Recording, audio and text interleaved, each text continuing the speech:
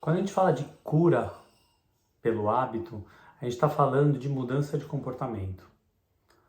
A percepção que a gente teve no início de tudo isso, antes de começar os workshops, os livros, os cursos que a gente começou a dar com esse nome Cura pelo Hábito, a nossa percepção foi que os pacientes que aderiam com mais vontade à ideia de que mudando o comportamento eles iam melhorar daquela doença, daquela lesão, daquela dor, eles realmente melhoravam mais rápido.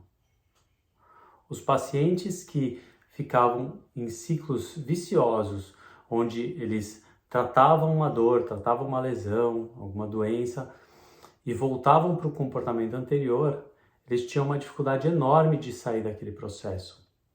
E eles sempre voltavam com a mesma dor. Então, o que a gente está falando aqui, na verdade, é de criar novas memórias, criar novos circuitos neurais. Né? A gente está falando de neuroplasticidade, a capacidade que o nosso corpo tem, que o nosso cérebro tem, de criar uma realidade. E é disso que se trata todo o nosso projeto. A gente fala muito dessa questão de criar uma nova realidade. Porque quando a gente fala no sentido das coisas, quando a gente fala em propósito, no grande objetivo que as pessoas têm na vida, né, a missão das pessoas, tudo isso é uma criação da nossa cabeça.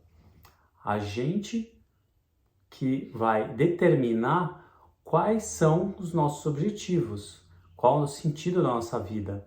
E quando a gente está tratando algum problema, da mesma forma, a gente pode criar uma trilha de cura, onde existe uma evolução e entende que dentro dessa evolução existem altos e baixos, mas com o tempo o resultado vem a partir de mudança de comportamento.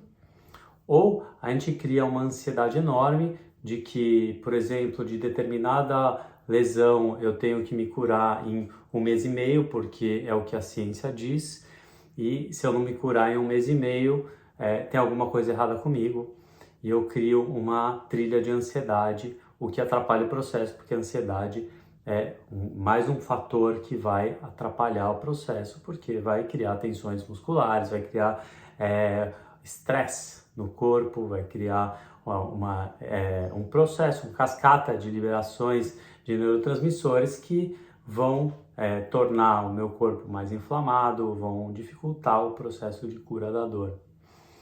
Então, o que eu quis trazer hoje para vocês foi exatamente a importância da mudança de comportamento. Em primeiro lugar, a gente tem que entender o problema, a gente tem que se conscientizar do problema.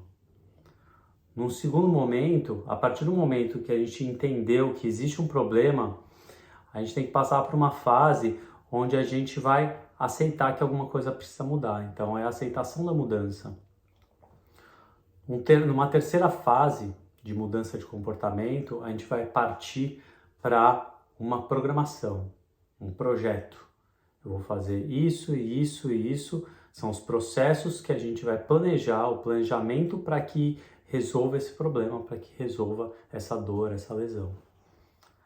A quarta fase vai ser a fase de colocar em ação todo esse processo, todo esse projeto de cura e respeitar o fato de que existem recaídas. Em qualquer uma dessas 4 fases pode acontecer uma recaída e assim a gente retorna para a fase anterior e retoma o processo, retoma o projeto de cura até chegar na resolução do problema, onde você criou uma nova plasticidade cerebral, você criou novos circuitos neurais, você criou novos processos fisiológicos, onde aquilo que era uma realidade fisiológica, aquele cenário onde foi gerado o processo de doença, o processo de dor, ele não existe mais, existem novos automatismos que foram criados nessa mudança de comportamento e assim você tem a cura a partir de novos hábitos de comportamento, contanto que você não volte para os hábitos anteriores. Se você gostou desse conteúdo, aproveita para curtir, compartilha com quem precisa desse tipo de informação E aguarde os próximos vídeos, clica no sininho, se inscreve no nosso canal. Até a próxima!